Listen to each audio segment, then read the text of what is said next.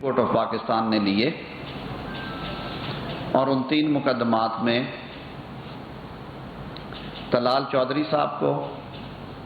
دانیال عزیز صاحب کو اور جناب نہال ہاشمی صاحب کو کنٹیمپٹ آف کیس کے کیسز میں سزا دینے کے بعد نہ صرف سزا ان کو اس میں کنوکٹ کیا گیا، انہیں اسمبلی کی رکنیت سے بھی ہاتھ دھونا پڑا، نہال ہاشمی صاحب کو جیل بھی بھگتنا پڑی۔ یہی نہیں، ایک جلسے میں احتجاج کے دوران سینہ کوبی کرنے پہ قصور کے ایم این اے وسیم شیخ صاحب اور کچھ اور وکلاء اور کچھ شہریوں کو نہ صرف 780 کے مقدمے میں چالان کر کے جیل میں ڈالا گیا، بلکہ سائمنٹینیسلی کنٹیمپٹ آف کورٹ کے اندر انہیں سزائیں دی گئیں اور اسے بھی نااہلی کا سامنا کرنا پڑا۔ پاکستان کے عوام یہ توقع رکھتے ہیں کہ جو اعلیٰ عدالتوں کے فیصلے ہیں وہ مساویانہ ہونے چاہیے، ان میں کنسسٹنسی، ان میں پیرٹی، ان میں یکسانیت نظر آنی چاہیے۔ یہی پریکٹسز اگر ہم رکھیں گے تو یہ ملک آگے بڑھے گا اور اس ملک کا عدالتی نظام آگے بڑھے گا، اور عدالتی نظام کی آزادی اور خود مختاری کے لیے جو سب سے بڑا میں سمجھتا ہوں ٹیسٹ ہے وہ شفافیت ہے، ٹرانسپیرنسی ہے۔ پروسیڈنگز میں ٹرانسپیرنسی اسی صورت میں ممکن ہوتی ہے جب آپ انور، اکبر، اصغر کے لیے ایک جیسا انصاف رکھیں، ایک جیسا معیار رکھیں۔ یہ کیونکہ ایک پینڈنگ معاملہ ہے، مجھے بطور وکیل اس حد تک ضرور تھوڑا عجیب لگا کہ ایک سنگین نوعیت کے کنٹیمپٹ کے مقدمے میں جس میں لارجر بینچ بنایا گیا ہے، تھوڑا عجیب لگا کہ ایک سنگین نوعیت کے کنٹیمپٹ کے مقدمے میں جس میں لارجر بینچ بنایا گیا ہے، جواب ملاحظہ کرنے کے بعد عدالت نے نرم دلی کا مظاہرہ کرتے ہوئے ایک اور موقع فراہم کیا کہ آپ اپنے رویے پہ مزید نظر ثانی کریں، اور آپ سے یہ درخواست کی جاتی ہے کہ آپ ایک اور جواب داخل کرنے کے بارے میں سوچیں تاکہ آپ کو کوئی رستہ مل سکے۔ کورٹ پروسیڈنگز میں بسا اوقات یہ ہوتا ہے، لیکن یہ اس صورت میں ہوتا ہے جب کنٹیمنر بارہا یہ استدعا کرے کہ میں ایل ایڈوائز تھا، مجھے جواب داخل کرتے ہوئے تھوڑی سی کنفیوژن ہوئی تھی، تو مجھے موقع فراہم کیا جائے۔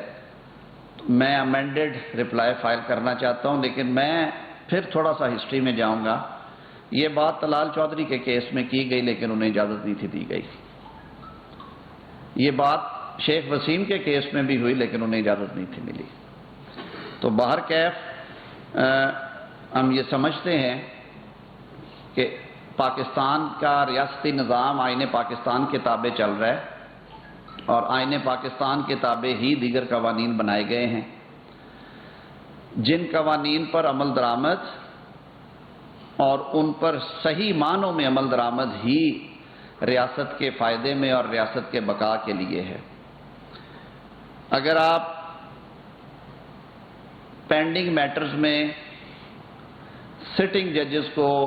جلسوں میں للکاریں گے، اور ایک دفعہ نہیں للکاریں گے، بارہا للکاریں گے، کبھی راولپنڈی میں تو کبھی اسلام آباد میں، اور یہ کہیں گے، اور وہ بھی انفارچونیٹلی تکلیف دہ ہے۔ مجھے پچھلے کئی دنوں سے میرے بہت سی جو فیمیل کلیگز ہیں بار ایسوسی ایشنز میں، انہوں نے کہا کہ ہم بہت رنجیدہ اور دل گرفتہ ہیں کہ ہمارے معاشروں میں ایک طرف ہم جینڈر ایکویلٹی کی بات کرتے ہیں، لیکن ہمارے ثقافتی ماحول کو سامنے رکھتے ہوئے خواتین کے بارے میں اس طرح کی زبان استعمال کرنا کبھی بھی نہ اس کو ٹالریٹ کیا گیا ہے، اور اس سے چشم پوشی کی بھی نہیں جانی چاہیے۔ وہ ظاہر ہے جو خاتون جج ہیں وہ کسی کی بیٹی بھی ہیں، وہ کسی کی ماں بھی ہیں، کسی کی بہن بھی ہیں، اور وہ پاکستان کی بیٹی ہے۔ ایک ایسا شخص جو کہ اس ملک کا سب سے اعلیٰ درجے کا منتخب عہدیدار رہا ہو، وزیر اعظم پاکستان کے منصب پہ فائز رہا ہو، اس کا رول تو ویسے ہی بڑا پیرنٹل ہو جاتا ہے، اسے تو وہ ایک گھر کے بڑے کی حیثیت حاصل ہو جاتی ہے، تو اس کی گفتگو تو بہت نپی تلی ہونی چاہیے، ان کی گفتگو میں تو بہت نرمی اور شرینی ہونی چاہیے، ان کی گفتگو میں تو ایک لمس ہونا چاہیے عوام کے لیے، اداروں کے لیے، لوگوں کے لیے۔ لیکن خان صاحب شاید بہت ناراض ہیں، خان صاحب اینگری اولڈ مین ہے، میں اولڈ انہیں نہیں کہوں گا، وہ شاید اپنے آپ کو سمجھتے نہیں ہیں کہ وہ جب بات کرتے ہیں اور جب وہ سٹیج پہ ہوتے ہیں تو ان کے جو جذبات کا بہاؤ ہے اس کے آگے نہ عدلیہ کو ٹھہرنے دیتے ہیں، وہ نہ انہوں نے افواج پاکستان کو ٹھہرنے دیا ہے، نہ انہوں نے پارلیمان کی کوئی کسر چھوڑی ہے عزت افزائی میں، نہ انہوں نے الیکشن کمیشن کو کسی قسم کا کوئی رعایت دی ہے، اور جس طرح کی زبان انہوں نے اور جس طرح کے للکار اور دھمکیاں انہوں نے پاکستان کے ایک موقر آئینی ادارے الیکشن کمیشن آف پاکستان، اس کے ممبران اور اس کے سربراہ کو دی ہیں، وہ بھی انتہائی تکلیف دہ ہیں۔ اور یہ آج کی بات نہیں ہے، آپ کو یاد ہوگا 2015 میں بھی ایک کیس ڈیسائیڈ ہوا تھا عمران خان صاحب کا، اس وقت کے چیف جسٹس جناب انور ظہیر جمالی صاحب اس بینچ کو ہیڈ کر رہے تھے، جب انہوں نے اس الیکشن پروسیس کے دوران عدالتی اور عدلیہ کے کردار کو شرمناک قرار دیا تھا، تو اس وقت بھی انہیں وارننگ دے کے چھوڑا گیا تھا اور ان سے انڈرٹیکنگ لی گئی تھی کہ آپ آئندہ اس طرح کی گفتگو نہیں کریں گے۔ تو اس کے بعد شاید بارہا مواقع پہ یہ ہوا۔ تو میں یہ بڑا طبعاً آپٹمسٹک آدمی ہوں، بطور قانون کے ایک طالب علم کے، بطور ایک وکیل کے، بطور ایک پاکستانی شہری کے، میں سمجھتا ہوں کہ قانون اپنا رستہ لے گا، اور اس کیس میں بھی انشاءاللہ اسی معیار کو سامنے رکھا جائے گا جس معیار کو اور جس قانون کو سامنے رکھتے ہوئے ماضی میں پاکستانی سیاستدانوں کے بشمول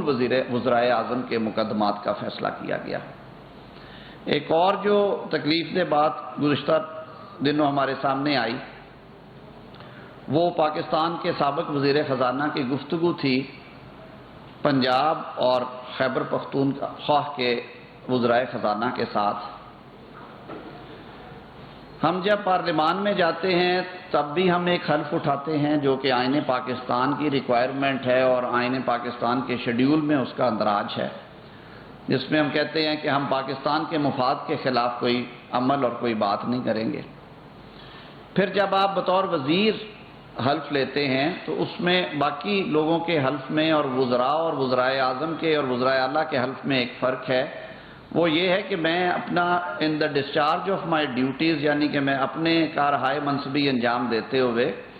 صرف اور صرف قانون اور ضابطے کا خیال رکھوں گا، میں کسی کی سنوں گا نہیں، چاہے وہ میرا قریبی ہے یا میرے دور کا ہے، میرا دوست ہے یا میرا عزیز ہے، اور ان سب سے بالا تر ہو کے۔ تو اس گفتگو کے بعد یہ لگا کہ پاکستان تحریک انصاف کے وزیر خزانہ خیبر پختونخوا سے وہ شاید اپنے حلف کی پاسداری سے بھی گئے، اور سابق وزیر خزانہ نے جن سے کہ یہ توقع نہیں کی جا سکتی تھی، انہوں نے حدیں ہی عبور کر دی، انہوں نے سیاست کو مقدم رکھ کے ریاست کو پش پشت ڈالنے کی کوشش کی۔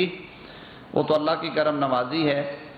کہ ان کا منصوبہ کامیاب نہیں ہوا۔ میں سمجھتا ہوں یہ سراسر نہ صرف یہ ملکی مفاد کے منافی ہے، بلکہ یہ مملکت خدا داد سے منافقت اور بغاوت کے زمرے میں آتا ہے، اور پاکستان میں بسنے والے تمام لوگوں کے دل دکھے ہوں گے اس سے۔ حکومت بھی اس بارے میں وزارت داخلہ اور وزارت قانون میں مشاورت جاری ہے۔ ہم نے اس جو آڈیو کنورسیشن ہے اس کی فورینزک آڈٹ کا فیصلہ کیا ہے، اور وہ رپورٹ آنے کے بعد انشاءاللہ العزیز مشاورت کا عمل مکمل ہوتا ہے تو انشاءاللہ العزیز قانون کے مطابق اس پہ بھی عمل کیا جائے گا، اس پہ کارروائی کی جائے گی۔ پاکستان کی ریاست کی طرف اٹھنے والے ہاتھ پاکستان کے مفاد کے خلاف بولنے والی زبانوں کے خلاف انشاءاللہ العزیز کے مطابق کارروائی ہوگی اور انہیں آنی ہاتھوں سے نمٹا جائے گا. بہت شکریہ جی. جی عباس صاحب آپ بات کر رہے تھے عدالتی فیصلوں کی تقریم کا. عدالتی جو فیصلے ہیں ان پر عمل درآمد نہ کیے گئے تو وہ بھی دراصل عدالت کے فیصلے کی توہین نہیں ہوتا ہے. 2017 میں ایک فیصلہ سپریم کورٹ کا آیا تھا. جسٹس قاضی فائد صاحب کی اس بینچ کا حصہ تھے, مشیر اعظم صاحب سربراہ تھے, جس میں کہا گیا تھا کہ جن فوجی افسران نے حالت کی خلاف ورزی کی ان کے خلاف کارروائی کی ہے تو باقی حکومت اس معاملے پر تحقیقات کرے. اس وقت بھی حکومت آپ کی تھی, مسلم لیگ نون کی تھی.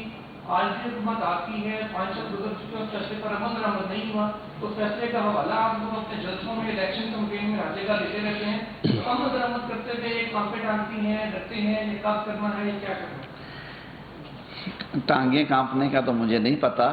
لیکن یہ ہے کہ اس میں 4 سال حکومت عمران خان صاحب کی بھی رہی ظاہر ہے. ریویو وہاں پہ آپ کو یاد ہوں گے 3 طرح کے ریویو فائلڈ ہیں اسی فیصلے کے بابت, اور وہ پینڈنگ ہے ابھی کورٹ میں. ایک یہ پریکٹس کنسسٹنٹ رہی ہے کہ جو اہم نوعیت کے مقدمات ہوتے ہیں وہ جب تک عدالت میں زیر تنقید ہوں ان پہ عام طور پہ ایگزیکٹو ایکشنز نہیں لیے جاتے. تو ایک وجہ وہ اس کی بلا شبہ موجود ہے. باقی رہی بات کہ جو فیصلہ کرنے جی نہیں, یہ ایک آپ کو بھی پتہ ہے, ہم بھی اسی سلسلے کا, آپ ماشاءاللہ اتنا پرانا تجربہ ہے آپ کا,